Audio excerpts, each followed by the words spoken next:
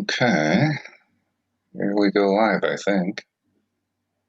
I'm never sure. Zoom takes so long. It's got this progress bar. It goes on forever. I can tell you because it notifies my phone when we're live. Ah, okay. Like I get a message from you, a notification from YouTube. Well, I'm seeing this as live. Nothing popped up yet. Oh, yep, I did. Okay, so we're live now. We're live. Hello, world. We are now live. The music started here, and we can get going.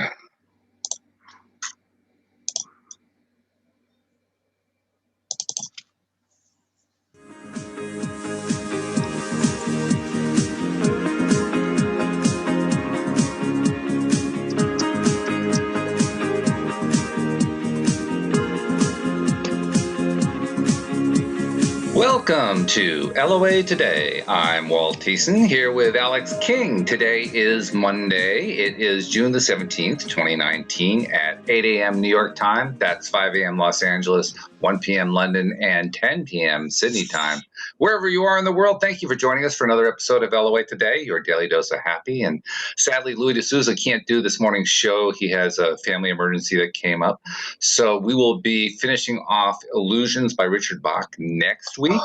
That should be a nice conclusion to that book. I don't know if you've ever read that, Alex. It's a cool book. It's LOA long before LOA became LOA. Ooh. And, really, really good. It has a big following. And I don't really know what the overlap is between the law of attraction community and followers of Richard Bach. But I mean, that book had something like 60, 80 million copies sold. I mean, it was a huge, huge seller. And this is in the 1970s, you know, when that actually meant something.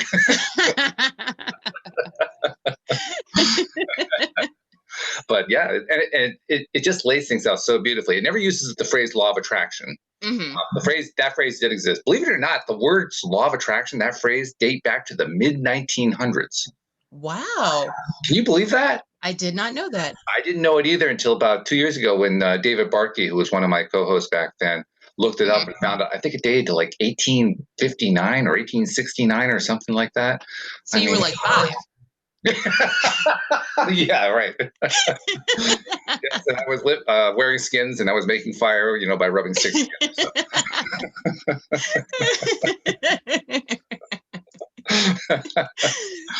But yeah, the term's been around for a long time, but it wasn't in use in Richard's book. What he described, the book was called Illusions. A really good book. And basically it plays up the idea that everything that exists is an illusion. All these physical realities that we think we have are illusions. And if you're a master of them, you can actually create your own reality. Well, that's law of attraction. Basically. Yeah. In a nutshell. And it's a good story, too. It's a fictional story, kind of like what we're doing with the Orange Light. Nice. Yeah, so it's not like somebody preaching at you, well, this is what you should be doing. It's like, here's a story of how I was flying a biplane in the Midwest and I met this guy named Donald Shimoda, and it's cool. It's a great story. Yeah, because those books that preach at you, those aren't for me. They get tiring after a while. I mean, there's some good ones. Abraham Hicks preaches at you, but I like listening to them because I learn so much from them. You know? I just don't want to listen to them all the time. Right. Yeah, that's just not how I learn. So I immediately tune it out. Right. Can't do it. Well, nobody learns that way. I mean, where is most learning taking place? It's taking place in the movies and on the stage and in the various media like podcasts and things like that. It's taking place online and all the different forms that of media can show up online. And people like it, especially when there's a storyline built into it. Especially when there's no ads. Well, yeah, especially. That's even better. Now, we have to say that with a grain of salt because we're creating The Grass is Greener, and The Grass is Greener is going to have ads in it, although there will be a way to opt out of that. Yes. As long as we're giving them an option, I think that's fair.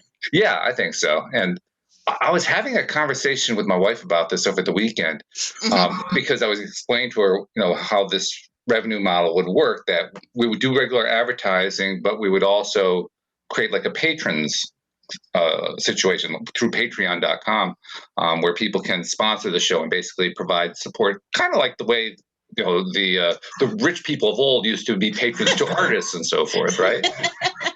only not nearly as expensively, so that the average person can be a patron. And so we figure, okay, well, if they are a patron, then they can get the commercial-free version of the episodes that we're putting together. So I explained that to her, and she says, well, does anybody else do that? And my reaction was, I don't really know, but I would have thought they would have been doing it by now. I mean, to me, this is a logical model. This is a whole lot of sense because people are okay with hearing the commercials because they get the content for free. Right. And other people would want to support it because they love the podcast, and if they don't have to hear the commercials, they love that. So you're basically feeding two different options there. Yeah, it's like paying for live TV or watching live TV for free or paying for a DVR. Right. Yes, exactly. Yeah. I pay good money for my DVRs because I hate commercials. I hear you. That little zap button is really helpful. Right? And of course, we have great news because we have a cast. We have a cast. And it's a great cast. I mean, I don't know about you. I was looking over the list of cast members that we have, and there's 11 roles that we're filling for the first episode. Right. And I mean, I was remembering back to their first auditions and then the callbacks when we brought the ones we brought for a second callback and so forth. Right. And God, these people are good. Yeah. I mean, really, really good. Undiscovered talent. Far exceeding anything I'd hoped for when we originally, conceived this idea of doing this. I mean, I literally. Oh, not me. I knew this was happening. Oh, did you? Well, because the first time I thought of this, I was thinking, well, can we get our co-host to do roles or something? I mean, I had no idea where we're going to get that kind of acting talent. Yeah. But oh my goodness, we've got some great talent coming through. Yeah, piece by piece, we're bringing it together. And I'm not sure if we're quite ready to start going through who the cast members are, but I will tell you who we have in mind for Nance. Her name is Carissa Pignatelli. And Carissa, I think you and I can both agree, has one of the most amazing female voices we have ever heard. Yes, she is a talent, let me tell you. She really is. Yeah. I mean, PJ described it well. She can do things with her voice that most females can't do. Yes. I mean, we males. Our vocal range. Yeah. Right. We males have the ability. We can do falsetto. We can do deep. We can do somewhere in between. We can shift voices around very easily because of the way our vocal cords are constructed. Females don't have as much of an ability to do that, except when their name is Carissa. Yeah. Carissa. Oh, good grief. I mean, and she just does it effortlessly. Yeah. Right? She could be in the middle of reading a sentence and shift characters like, whoa, what just happened there? Yeah, she's really good. I'm glad we got her. I'm glad we got her too. She is fabulous. Yeah. And quite the personality too. I mean, she's fun to talk to off camera, so to speak, or off mic. Yeah. So this is going to be good. So anyway, we're now that we've named all the cast members and we're interacting with them, we're collecting schedule information and so forth, so we can start coordinating for rehearsals and recording times and all that kind of thing. Yep. So it's getting close. It's getting pretty real. It's getting real out here. And it's getting exciting too. In fact, you and I start thinking about, while PJ's getting ready to do the rehearsals, we got to start thinking about what the second episode is going to be. Yeah. I mean, we've done some outlining. Right. But we still have to write it. We do. I mean, that's the funny thing. Actors have trouble doing, shows where there's no script. Yeah. I was like, wait, are you talking about improv? Like, what? I mean, it's a little challenging. I know they could do improv. I know that really good actors can do great improv, but when they're expecting a script, they kind of want the script. Yeah. Like, today we're just gonna wing it, okay? And just whatever happens. Gotta do an episode like that one. That would be fun. Okay, next you're gonna say we need to do a musical episode, which I'm so not about. A musical episode? I hadn't thought of that. Every TV show has a musical episode for some God-given reason. You can't go, I would say, more than 5 years without doing a musical episode, and it doesn't work for a lot of shows. I don't know why they do it. I have to admit, I'm kind of lost. I don't know why you would do that. They did it on, I mean, they've done it in creative ways, so it doesn't feel like a musical with some of them. Like, the way Supernatural did theirs was they had a case where, ghosts were haunting this play. And the play happened to be about them because a writer had written books about them. So it was all intertwined, and it was good. But yeah, but they made it out alive without the actual stars having to sing, so that was good. Wow. Yeah. I mean, that's not an easy kind of transition. Maybe because I grew up with it. I mean, there were a lot of musicals when I was growing up. Yeah. And, you kind of get the sense that you have to write to the music. Mm-hmm. You can't really write, like you would a traditional drama or a melodrama like we're doing or whatever. You just can't do it. Well, let's just ship some, put some music in there and we'll have them sing it. No, it doesn't work that way. It doesn't. And those are my worst complaints about certain shows. Is I was like, okay, right? if you got give me that musical episode though, I could skip it every time. Yeah, well, I can see that. I honestly, I hadn't been aware that was a thing going on. Yeah, it's a thing. But yeah, that's a tough sell. That really is a tough sell. It is. Because I mean, when I look back at the great musicals, I ask myself, how could those have been written if they were originally written as dramas? And I don't think they could have. I'll give you a good example. Grey's Anatomy did their musical episode, and what they did was they had one of the main characters get into a really bad car accident. So everything that was being sung was like in her coma, so to speak. So it was. Okay. I was like, okay, all right, I can see what they're trying to do here, and it was all songs that have already been part of the soundtrack of Grey's Anatomy. So I was like, all right, kind of, sort of, yeah. Yeah. Okay. I was like, I'll accept it, but I'll still skip it. One and done. I was like, no. Yeah, right. Well, it sounds a little bit like a book that was written, I think, about 20 years ago by a woman who is a doctor and a medical researcher. And her field of expertise was strokes. And she had a stroke. The book was about her experience as a stroke victim, written from a medical perspective.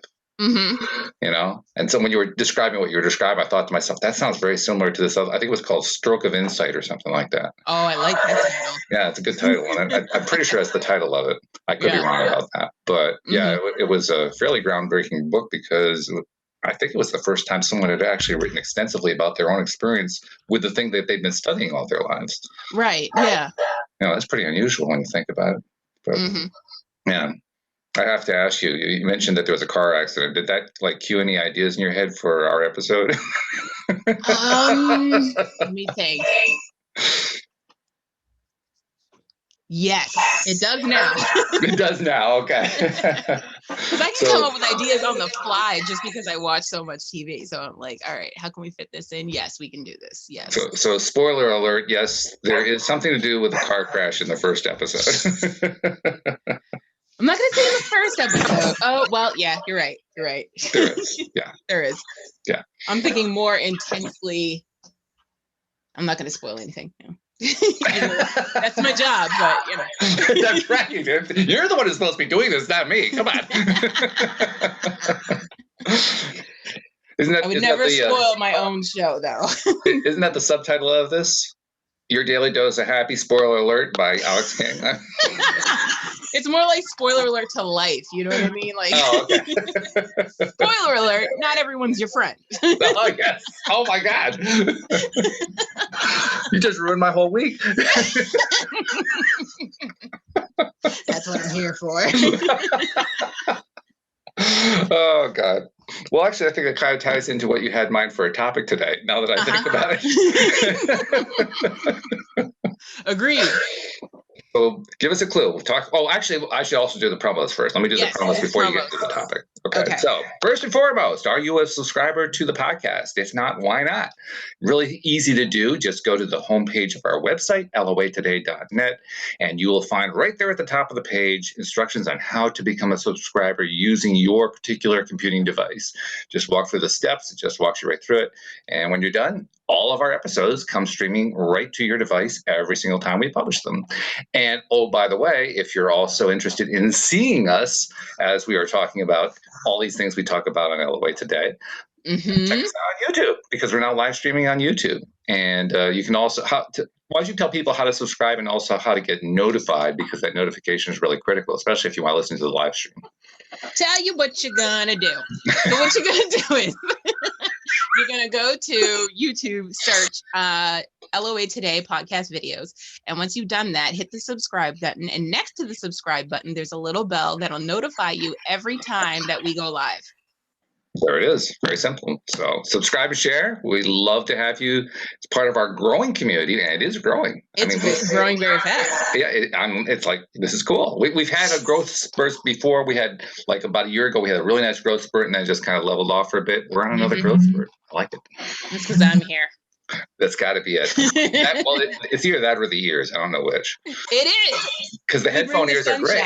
Yeah, they are. They're fabulous. So. Oh, and the other reason you want to make sure that you're subscribed is you get all the alerts about when we're going to be releasing The Grass is Greener.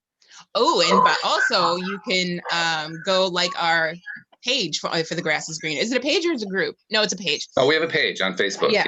Mm-hmm.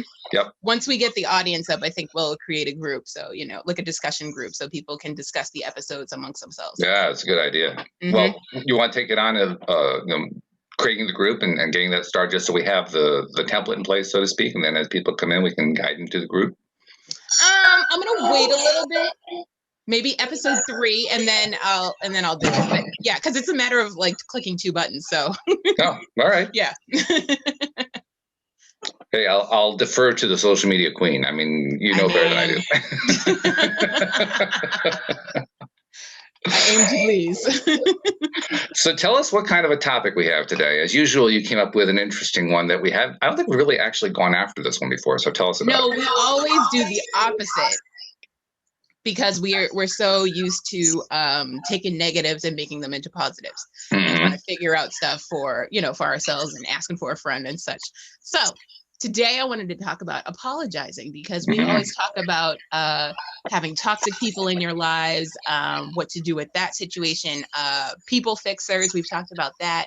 And now we should talk about what to do if you're the toxic person. Like what responsibilities do you have?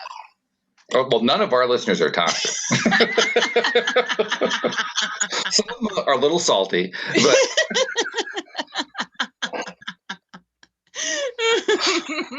you season the taste, but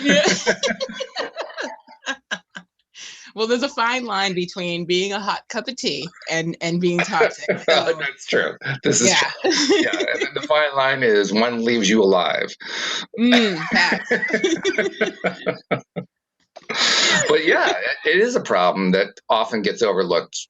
Very often, well, not so much I think with deliberate creators. Deliberate creators learn. It's just part of what's involved in learning how to become a deliberate creator. You learn how to be more in touch with what you're feeling and connecting with it and interacting with it on a regular basis. So it's probably going to be a little bit easier on average for someone who is pursuing this to be somebody who can apologize. You're shaking your head no. You're just... I'm shaking my head no because not all of us are built the same. I'm going to assert my claim anyway. But you do that. You vouch for the neurotypicals. I'll vouch for the neurodiverse. Okay. All right. That's fair enough. Yeah. Well, I think that it's at least easier for somebody because they're already connected. When you're connected, I think it's easier to say, you know what, I kind of screwed up there. Doesn't mean that it's easy. Don't get me wrong. I'm not saying it's easy. I'm saying it's easier. Facts. Okay. Yeah. So I think we can find some common ground there. But I mean, first of all, I think it's about recognizing that you have something to apologize for. Yes. That is the first step. Because without that, there's no point. Yeah, exactly. Because if you don't feel like you should be sorry, then where's this going to go? It's not going to go anywhere. I told you about this before the show. I actually had an opportunity before the show. I was looking at Facebook quickly and saw that I had received a contact from someone about 3 or 4 weeks ago expressing interest in playing Miguel in The Grass is Greener, and I never saw it. Yeah. I mean, thank you, Facebook. I appreciate that. Do you think you could hide that any better than you did? I mean, it was hiding in plain sight, so. But it wasn't even coming up on my notifications. Yeah. The only reason I found that is because I was reaching out to a couple people who are past co-hosts, asking them if they wanted to advertise their services on The Grass is Greener. Right. And in the process of doing that, I had to go over to the full Messenger screen, and that's where I finally saw the note. Now, I don't normally do a lot of Messenger work. Right. I'm over there like, and anything that does come through is just coming through right on my Facebook. So I just do it right there. I never actually go to Messenger. Mm. Well, that's a faux pas. I mean, they're basically assuming I'm spending all my time on Messenger. What if I'm not? Well, see, that's the problem with the old school crowd, because everybody else has Messenger attached to their phone, so you get your messages instantly. Well, I had it attached to my phone and I still didn't get it. I don't know, yo. But wait, was it sent to you or was it sent to the LOA Today page? It was sent personally to me. Oh, well, I don't know. Facebook messed up then. Thank you. I appreciate that. So anyway, I had to apologize to this poor guy who has a fabulous voice, by the way. Mm-hmm. I mean, this guy does books on Audible. That's how good he is. Oh, okay. Yeah, really, really good voice. And it would have been an interesting choice for Miguel. We've already filled the role, obviously. Yes. So I did apologize to him and said, I'm really sorry. I don't know why I never got this notification, but I did promise him that I wanted to create a separate role of a friend for Miguel so that we can bring this guy on, because he really does audition. Yeah. So, and I think that's one of the keys to an apology is, first, that it should be heartfelt, and second of all, you try to find a way to make it better. Because that's what I wanted to do with this guy. Does he need to be Miguel's friend, or can we make him like Nance's endgame? Okay.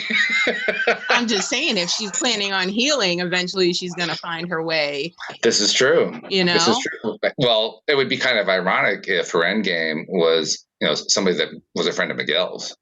Ooh, touche. That can be a little messy. That can be a little. Come on, everything we're writing here is a little messy. I mean, for Nance, like that's just messy in general. Like you don't take your ex's friends. Well, it depends on how the relationship with the ex is. That's the key. And very often, you're right. Very often, those relationships aren't so hot. I could never date one of my ex's friends. I could, just like I could never date one of my friend's exes. It goes both ways. I couldn't do it. Okay. Well, then that's you. Thank you for making that clear. We appreciate it. I mean, that's just. And you just broke 500 hearts out there. You realize that? So sorry. After I just put an ad out on my Facebook page saying how single I am, and I'm looking for my friends' recommendations. Really? I did. I was like, listen, guys, let's kick it old school. Let's do friends of friends. Introduce me to somebody. Yeah, because this whole dating app thing is not working out. Well, it worked for me to do that. Yeah, that's what I'm saying. That's what gave me the idea. It was like, let's do it old school. Like, it worked great. Tell a friend to tell a friend. I mean, I didn't even have a Facebook. Facebook didn't exist yet. Well, yeah, that's how I keep in contact with my friends. So I was like, listen, guys. And I was like, I tagged like 100 people. I was like, listen, in case you didn't see this, I'm talking to you because I know you have cute friends. I'm talking to you. Okay, so the criteria list is starting to come out now. Cute friends. That's one of the items on your list. It's got to be somebody who's cute. I want them. My idea was that if they're friends of my friends, they're vetted. Like, I know that they're not a catfish. They're not married. Like, I know the background story. Oh, okay, I need another translation now. They're not a catfish. Oh, this is gonna be fun. Okay, hold on. Hashtag catfish. Yes, Alex does all of our hashtags whenever she's on the show. She always does. This is fantastic. Okay, so a catfish it was a social media created because people like to create fake profiles, pretend to be somebody else. Boy, that's the truth. And try to get into relationships with other people, and they end up talking to them. There's a whole show about it. They end up talking to them for sometimes months, sometimes years, without ever making promises of meeting, never video chatting. So you have no idea who this person really is. And the idea came from, originally, there was this guy, his name was Neve Shulman, and he got catfished by this woman. So he decided to do a documentary on basically finding out who this woman was. and what her reasoning behind it was. And then it turned into a show on MTV where he does it every week. He helps other people, they're like, oh, I've been talking to this person for, I don't know, 2 years and I've never met them. And I need to know who they are and what's going on and where this is going to go. And most of the time, and this is why the show is so enjoyable, is the person is nothing like what they said they were. It could be the most famous episode was this guy who got catfished by his own cousin, his female cousin. He was a gay guy dating a man, and he thought he was talking to. He was talking to him on the phone and everything. So they get an address. They go to this address, and there's nothing there. So it's him, the cousin, and the two guys from Catfish, and they're like, "What's going on?" So finally, the female cousin goes, "You know why you don't know where Anthony is? Because I'm Anthony." What? So he was like, "Why would you do that?" And she was like, "You should have never called me a fat ass Kelly Price." She was mad for that long. And she was that petty that she catfished him for 4 years. 4 years. Oh my God. And then at the end, they were like, speaking of vocal range, at the end, they were like, who did you get to talk on the phone with him? And she was like, no, that was me. I do a deep Anthony voice. And she did the voice. And it sounded like a dude. I was like, whoa, what is going on? Wow. It was great. Yeah. So every episode's like that. Some episodes are really nice and couples actually are who they say they are and they end up meeting and falling in love and getting married and all that stuff. But yeah, most of it is petty tragedies and that's why I love it. So let me go back to the theme of our show, which is apologizing. Did she apologize? Eventually, like they always go back, like after 3 months or 6 months, they go back and see how they're doing, and they still weren't talking. Like the two cousins still weren't talking, and then like they did a reunion show like a year later, and they were back talking. So she, excuse me, did eventually apologize, but yeah, there's a lot of apologizing on that show. Yeah, I can see why there might be a need for it. Yeah, and it's always the same thing. It's always, I'm sorry, I'm not who I'm sorry, I don't look like my pictures, but everything I told you is true. Everything. And then they're like, well, does your mom have cancer? No. Did your cousin die in a car accident? No. Okay, so everything you didn't say was not true. So I'm going to take a little bit of a leap of logic here and point out, and I'm going to point to a very famous person, but it isn't just about the famous person. It could be a lot of things. Yeah. This is how you end up with a Donald Trump as president. Factual. Right? You keep putting out there, I'm going to deceive people. I'm going to deceive people. And you get somebody who deceives people. What a shock. Yes. Yes. I mean, this is not a difficult math problem, folks. No. So you got to be really careful about what it is you're going to put out there. And more than that, you got to know your friends, or in this case, your relations. Well, that's the thing about the internet. Anybody could be anybody. The internet, yes, but he presumably knew who his cousin was. And he knew who his cousin was, but he didn't know he didn't know she was mad, first of all. He didn't know she was mad for 4 years. He didn't know that she had this much petty in her to do this. And that's why it was so great. I shouldn't be laughing at people's tragedies, but it's funny. People do it all the time. That's what television's for. That's how they make money now, because every reality show is about laughing at people's tragedies. It was one of the reasons why I created LOA Today. Yeah, because there was so much out there, you had to counteract it. I needed something to, feed my soul after turning off all of those television programs I couldn't stomach anymore. I know. Like, what do you watch? Like, there's nothing left.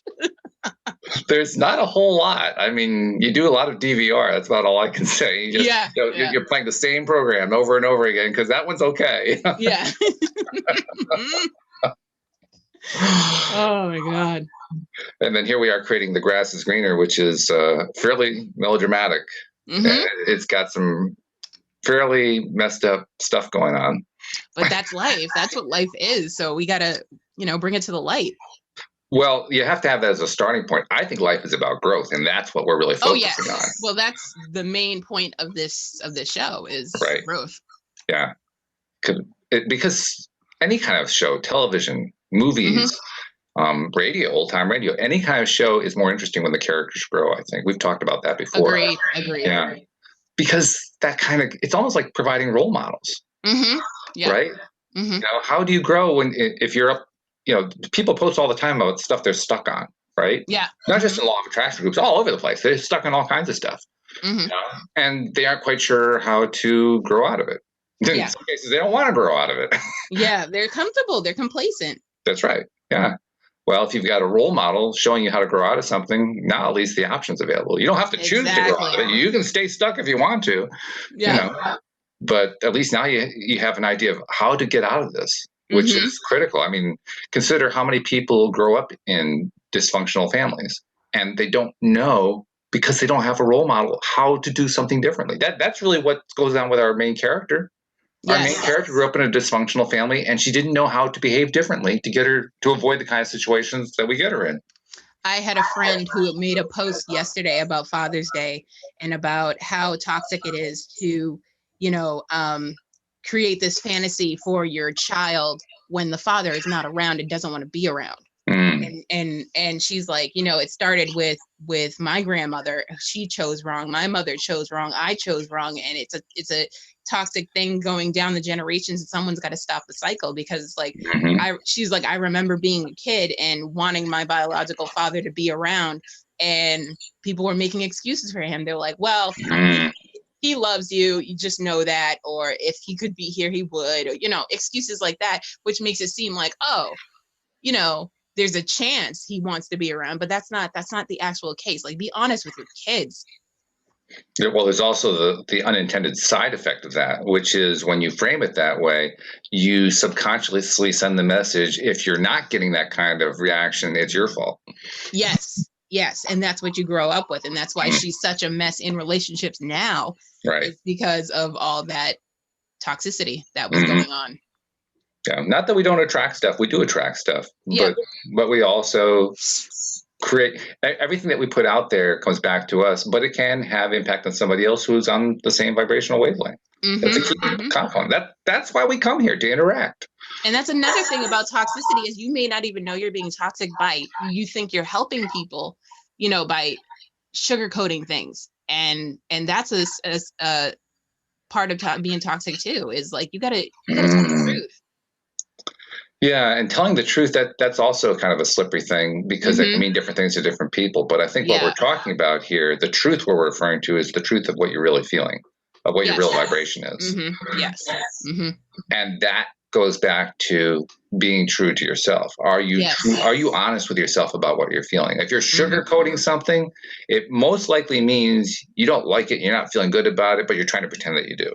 Exactly. And I don't like stuff like that. Well, it doesn't work very well. No. There are a lot of people who try to do that, and they say, well, I'm positive all the time. And then you ask them, okay, so how do you feel deep down? Well, not so good. Well, then you're contradicting yourself, aren't you? Exactly. And you're probably making yourself not feel good because you have to, and I speak from experience, is when I went through my depression, like I had to put a mask on, I had to put my face on and pretend I was okay when, you know, I was going through the hardest times. And I was like, I'm sitting here in front of people and I'm smiling and I'm laughing, but to be all the way honest, I want to be curled up in my bed, you know, with my pillow and just crying. And that's all I want to do. Which makes sense. Yeah. Yeah. And that is something that sometimes you just have to give that mask up. Sometimes you just have to block. Yeah. Because it's a defense mechanism. It's a way of protecting yourself while you're trying to recover, while you're trying to heal. Yeah, but it becomes an unhealthy habit. Because you never get to the healing part because you're putting on the persona that you're fine. Right. And then when you go and, you know, off the deep end and end up hospitalized or whatever, and your friends are like, whoa, what happened? You never said anything, you know, stuff like that. And it's asking for help is a big thing. Like you have to, it doesn't matter if you're comfortable. But if you need help, you should ask for help. There's plenty of ways out there. Like people, repost all the time, like if you need the suicide hotline or if you need Right. PTSD help or whatever, there are hotlines. They even have text messaging now in case you don't want to talk to a person, because not everybody is good with talking to people. So now you can text the suicide hotline and work it out that way, but always ask for help. All this leads me to a thought that probably wasn't it what you had in mind when you came up with the topic, but it seems to me it fits beautifully. I want to ask you if you've ever done this. I've actually done this on like one or two occasions, but it's not something I've done a lot, and I don't think most people do this at all. Mm-hmm. Have you ever apologized to yourself? I know I apologize to myself, but I do say it's okay. Okay. So I feel like that's a form of apologizing, like just letting yourself know, like, it's okay, it'll be fine. I think that it can be useful to actually say the words "I'm sorry" to yourself. I also think it's important to follow up with what you want to feel instead. And I say that not just to point out what I think is a better way to deal with stuff like this, where you kind of trip yourself up, and you need to release it a little bit. That's where the initial idea of the apology comes from. But it's also about identifying what you want instead, saying, you know what, I am making a pact with myself. I'm not going to go there anymore. And the reason I think that's important, first of all, it helps you. It helps you get into a better place. Secondly, it provides a pattern for a different way to apologize to somebody else. Like with the guy who I don't know why I was apologizing. Facebook should apologize to me, but I apologized to the guy because I did miss his message, and I tried to make it up for him. So I apologized. I'm sorry that I missed it. And by the way, here's the way I want to try to make up for it. Here's how I would feel better if I can in some way create a role for you. So that's what I offered to him. I want somehow to create a role to make up for the fact that I missed it when he was trying to apply to be a cast member. Now, was that a major hurt that I did to him? Probably not. I mean, you especially if you're an actor, you put up with rejection all the time. It's just part of it, But by the same token, I think it's the right thing to do. I agree. And the more that we spend time trying to heal ourselves through forgiving ourselves, because that's the other side of apology. The other side is forgiveness. Forgiving ourselves for having screwed up. It also makes it easier to forgive somebody else when they screw up toward us. And it makes it easier to apologize to somebody else and follow up with a way that will help smooth things over. It basically gets our mind into a different track, because so often whenever we're dealing with something that was unpleasant or a hurt or something like that, we stay stuck in the hurt. Even with the apology, Somebody will say, "I apologize," and the other person says, "Okay, thank you." And deep down they're saying, "Yeah, they're full of crap." Because they're not no actual gain, right? There was no actual improvement there. It was all on the surface. And there's also the side of the person who keeps apologizing over and over again for the same thing.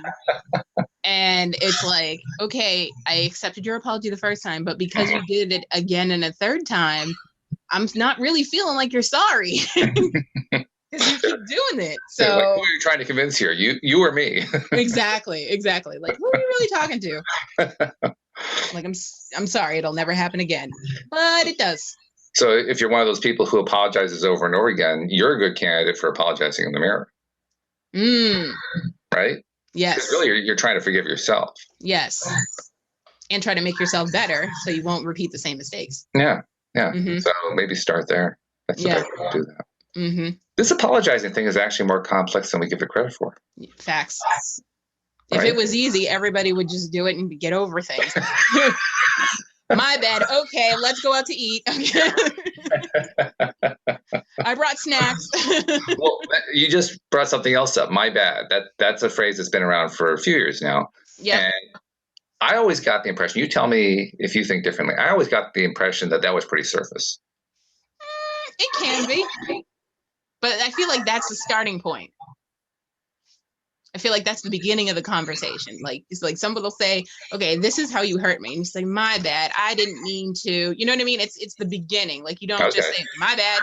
and keep it moving, because then you don't really care. Well, that's what most of the time that I ever heard somebody use the phrase, that's the way they used it. Yeah, exactly. Like, let's get off this topic as soon as humanly possible. Exactly. No, you got to follow up with a real apology. Like, I didn't mean to make you feel this way, blah, blah, blah, blah, blah. Mm-hmm. Yeah. Yeah. So that apology, boy, this apology stuff is complicated. Mm-hmm. Mm-hmm. And then you get the half butt apologies.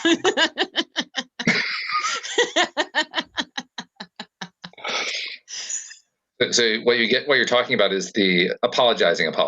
Like I'm apologizing for the sake of apologizing, but I'm not really apologizing. In a way, but it's more of like, I'm apologizing to make you feel better, but I couldn't care less. That's almost worse. Yeah, yeah. It really is. It's like, yeah. I'm pretending that I give a crap, but I don't give a crap. It's like when someone says to you, well, I'm sorry you felt that way. Yeah. Mm-hmm. Mm-hmm. Yeah. Mm-hmm. Yeah. And we both know what that refers to. Yes. Yeah, yeah.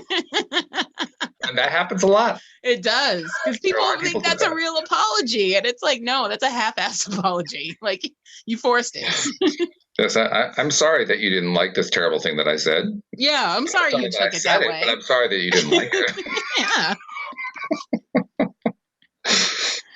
Yeah. Well, it's actually an interesting line right there. Mm-hmm. Because let's say I'm going to create a scenario here. Mm-hmm. Let's say you're a parent, and you have a 2-year-old who has a tantrum. Mm-hmm. And as the parent, you really can't take the tantrum seriously. You know perfectly well this is about the kid trying to, steal some energy or get some attention or something along that line. It's really not about, how terrible they're being treated or something like that. Mm-hmm. Yeah. So you might say something like, "Well, I'm sorry that you feel that way." Yeah. Yeah. Are you really apologizing for whatever the hurt is? Is that a bad thing that you're not apologizing for that? No, because it's not you. It's how they're feeling. So that's what I'm saying. The line here is a little bit fuzzy. It's like when is it crossing the line? When is it appropriate not to cross the line? It's not quite clear the way we're framing it yet. I mean, if you actually feel like you did something wrong, then don't use the half-ass apology. There you go. Make it legitimate. But here's the question. Is it appropriate ever to do the half-assed apology? I mean, yes, you say, I don't feel like I am responsible for your harm, for you feeling hurt. Mm-hmm. Okay. Well, Abraham teaches us that we're really never responsible for the other person feeling hurt. They're the ones who we are all in control of how we're going to feel about any given situation. They're the ones who are hurt. Okay. Mm-hmm. And this is another fuzzy area that creates confusion, particularly among Abraham followers. Well, does this mean that you really can't hurt someone else's feelings, that they can only choose to feel hurt? And so you can just do whatever you want to just, be pissed ass, mean-spirited and all that kind of thing? Yeah, I feel like that is toxic and messy. Like, you can't live your life like that. Well, it's Donald Trump, Exactly.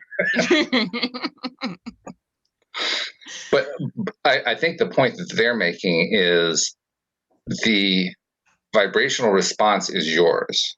Mm-hmm. The vibrational output is theirs. And this is what I try to keep in mind where somebody like a Donald Trump or anybody, I'm picking on Donald Trump because he's the president, but it could be anybody who engages in this kind of behavior. Somebody who puts out stuff like that. Mm-hmm. The perception that others have is that, well, they do it with impunity. Mm. But that's not the reality. Yeah, sometimes they just don't know any better. Well, more than that, it's not like there's impunity. It's not like they never pay a price for it. Mm-hmm. They're constantly paying a price for it. Yes. You may not see them paying the price. And that's what you got to consider. Yeah. I mean, I often, this is something I agree with Abraham about. I think we're much too litigious. I think we're too concerned with laws and rules designed to deal with the fact that I'm afraid about such and such. I'm not saying that we shouldn't have any laws in place at all. I'm just simply saying we place too much emphasis on them. Mm. Because the idea then becomes, well, we have to put something in place to prevent people who I'm afraid of from doing the things that I'm afraid of. Yeah, but it's like not everybody's afraid of the same thing, number one. Number two, it's like who's in charge of what now? Because like everybody's like, well, if we're gonna make a law for this, we gotta make a law for that. And then there's both sides to each story. So it's like So we're just all end up arguing on the news. It's a mess.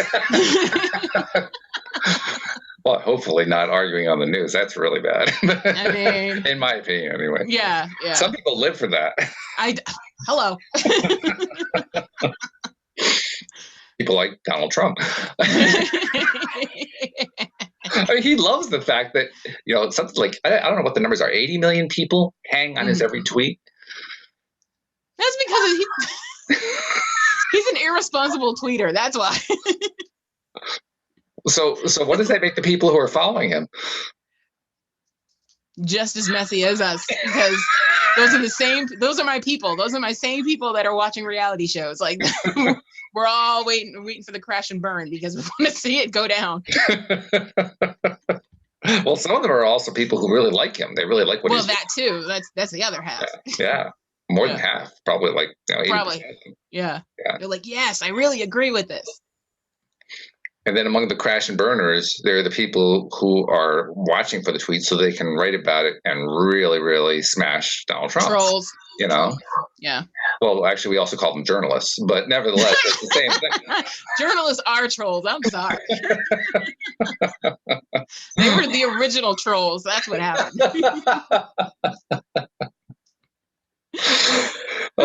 I guess we're never going to get the grass is greener on any of the major publications after that one. But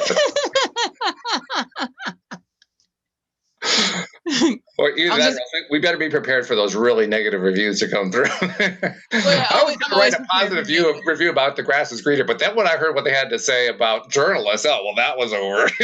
That's what happened. Me and my nurse were talking about this the other day. That's what backfired with Brie Larson, who was Captain Marvel, and she's like, the first. I'm not gonna say the first female superhero, but in the Marvel universe, she is like major, like most powerful. And she went on a rant and basically a feminism power trip.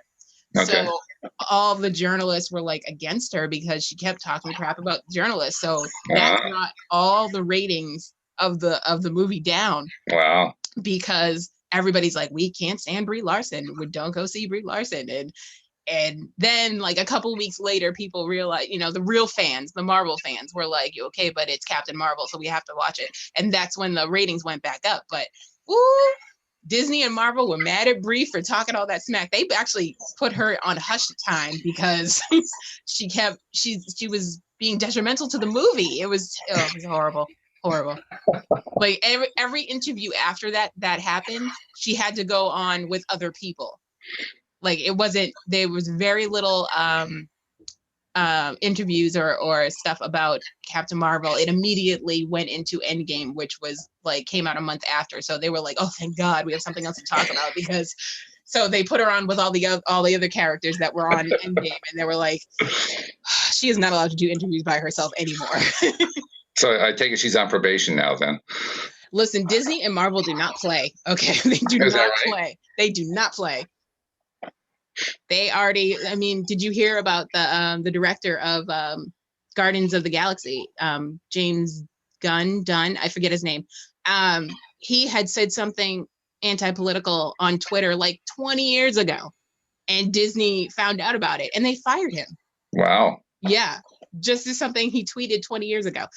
And it was like, are you serious? Like, so he apologized and everything. And then all the cast, because the third movie is supposed to come out, and the cast decided, well, we're not going to do the movie unless you bring him back. Oh. So, and he actually got brought in to do the next Star Wars.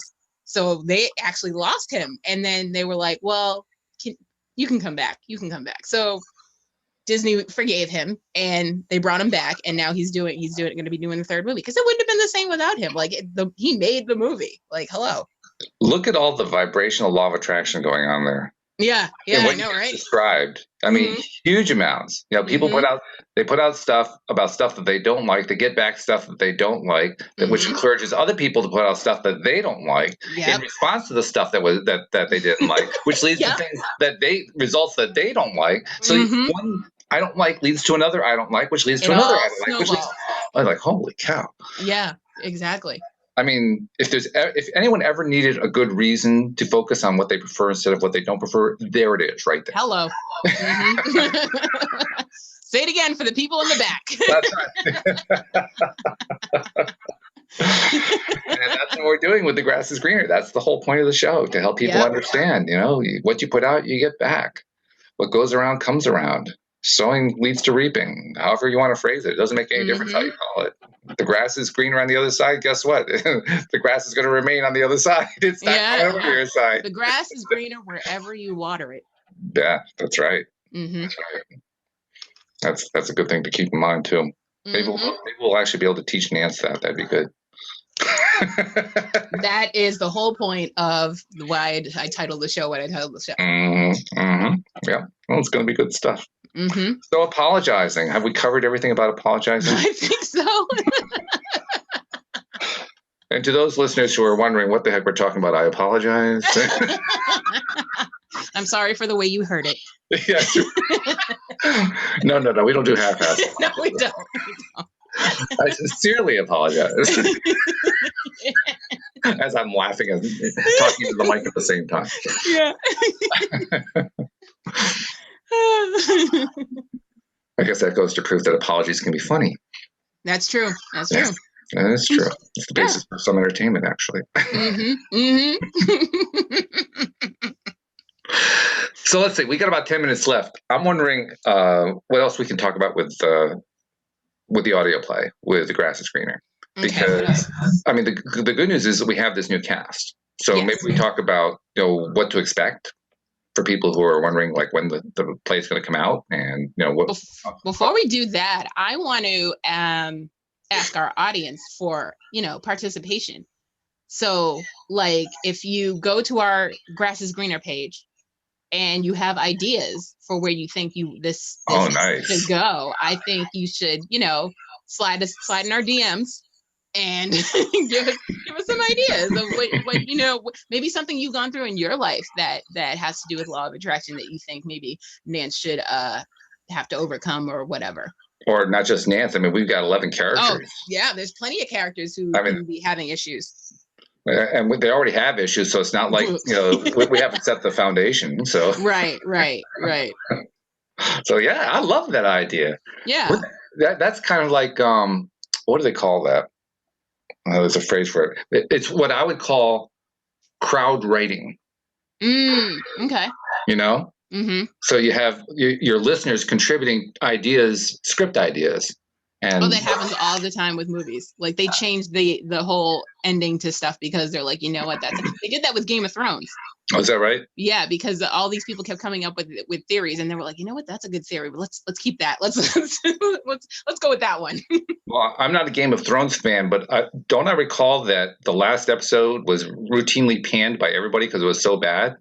Okay, the whole last season was garbage. I'm so sorry. All right, well, then I apologize, but yeah, it was. I mean, I can't. Okay, people are gonna hate me for this because I didn't watch the whole series. I watched 3 episodes of the first season.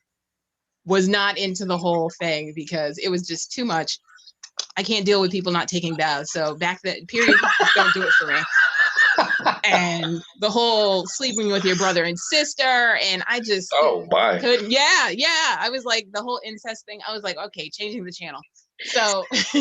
But then I came back in season 8 because it was like it's making history. Like this is the end of the end, and I was like, all right, as a avid TV watcher, I feel like it's my duty to watch this season.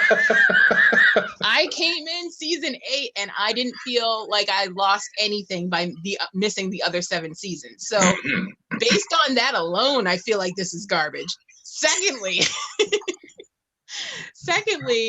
it was just one bad thing after another. It was like this whole build up to this fight against the other side, and it lasted an episode. That was it.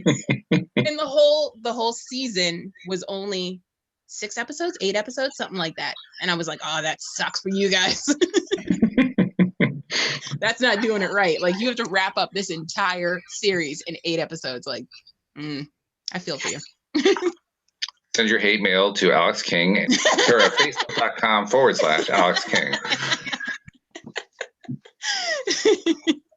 No, most people agree with me though. Oh, okay. Yeah. All I know is All I know is I saw the headlines after the last episode came out, and I mean, everybody was hating it. I was thinking, Yes. oh my God, how could this thing be so popular? Everybody hated so much. It was just so unexpected. It was like, really? This is what they did with it? This is how we end this point in history? Like, wow. So do you get the feeling that they did or did not listen to the listener input? They did, because the thing is it's based on books, and the last book hadn't been written yet. So they mainly took fan theories and tried to create the last season. So that means there's a flip side to this crowd writing thing. Oh yeah, it's a catch-22. It could go either way. You have to be very selective about anything that gets submitted in. So yeah, we're not going to put everything in there. No. Right. So I get last say. So we want you to give your submissions. Just don't expect that they're necessarily going to get used. Is what I'm saying. Exactly. Yeah. But we still like the ideas, and if we do get a good idea, we'll run with it. Oh yeah. Exactly. We did that the other day. I had a dream, and it turned into a whole sequence for the second episode. Oh, it is beautiful. You know what the best part about that was? I don't want to spoil it, so I won't tell people the details of it. But as I'm describing it to you, remember that day I was talking with you, and as I'm describing it to you, the idea of it becoming a nightmare sequence just came out. I didn't even come as an idea; it came out of my mouth. Literally, as it came to me, it was just going through my mouth, no processing whatsoever. And that's what made it better. Because at first I was like, okay. Then you were like, but it's a nightmare. And I was like, oh, yes, love it. PJ and it's funny, PJ had the same reaction. Nightmare. Yes. Oh, fantastic. I have to admit, we have some interesting things to laugh at. We're laughing about a nightmare on a podcast about happy. Like, okay. Well, we're also laughing at people's misfortunes on reality shows. So yeah, you get what you get on here. I mean, it's especially with me, it's 100% straight shot, no chaser. This is how it is. Well, I will say this: if we understand this world that we live in as being an illusion, and we made that earlier, and it is an illusion of our own creation. As what I'll call a source energy community. We all contribute to this. People who were here in the past were contributing to it. People who are in the non-physical contribute to it. There's contributions coming from all over the place. And we create this reality that isn't really a reality. The reality is much more divine and indifferent to what's true than what we're experiencing here. But we create this. Yes. As long as that's the case, then literally this is a playground. Yes. And as a playground, anything goes, because literally there's no such thing as permanent death. I mean, you'll die. I mean, none of us get out of this alive. That's the thing about exactly. Anybody who's this is much I do know about Game of Thrones. Nobody got out alive. Well, no, people got out alive. Except for the ending, and that's probably the reason why people didn't like the ending. That I think the fans probably expected everybody to die and have one person left saying, doing what Jerry Rubin. Do you know who Jerry Rubin was? No. Jerry Rubin was one of the original anarchists during the 1960s, 1970s, who was leading student protests and so forth. Now, how would I know who that is? I'm not expecting that you would. I'm just simply saying that's who he is. And he was once interviewed. Asking, you're trying to bring the system down. You're anti-establishment. You're trying to end all the stuff that you're against. What happens if you pull off your revolution? Then what? Then what happens? And his response was, "Well, I don't know, man. Maybe we just kind of sit there and groove on the rubble." Fantastic. So that's why I had to bring Jerry Rubin in, because I thought that's a great answer. I love it. It's probably the most honest answer. I'm going to use that in life. In life? Yes. I'm just groove on the rebel? Yes. I'm just going to be like, no, man, we're just going to groove on the rebel. Well, that's your thought in mind. I will ask you in the last minute that we have left, do you have anything? I know you don't have anything left in terms of what you're podcasting about, spoiler alert, but do you have any spoilers that you want to share with us before we sign off for the day? I do have I will let you know that if you're missing, spoiler alert, I do have a group on Facebook called, I just changed the name. It used to be called Alex in Wonderland TV for group for TV fanatics, but now it's called Spoiler Alert for TV fanatics. Okay. And so you can just go to the group, and I always share all the information, you know, character changes, show endings, show premieres, all that stuff. And in my favorite thing to do is do the in the fall is it's pilot season. So I like to post the videos, the trailers of all the shows that are going to premiere for the fall season. Okay. So yeah, so you know what you're getting into, if you're going to like it. Should you put it on your DVR? Should you not? You know, and yeah, that's my favorite season. so spoiler alert isn't actually dead. It's just been resurrected on Facebook. That's all. It wasn't resurrected. I started out with the Facebook group, and then I was like, you know what? I should make this a podcast. Oh, I see. So then I started deviating from the group because I was like, I didn't want to double share, and I wanted more people to listen to the podcast. So I stopped sharing so much on the page. And then once I canceled, spoiler alert, I was like, you know what? I'm just going to put it all on the page. Well, good. I'm glad you got back to it, because that's basically the root of where it all came from. Exactly. And that I have time for. Because that takes 2 seconds. Even when writing scripts for The Grass is Greener. Yes. That's a good thing. So. Yeah. Well, thank you for sitting in for Louis today. No problem. I'm always on call. I'm a short order cook. I can be ready at any time. You are, and I rely on you. You're better than my left arm in that sense. You're always. I know, right? Great. Thank you so much. Thank you to our live stream listeners. Thank you to our podcast listeners as well. We will see you all next time here on LOA Today. Goodbye, everybody.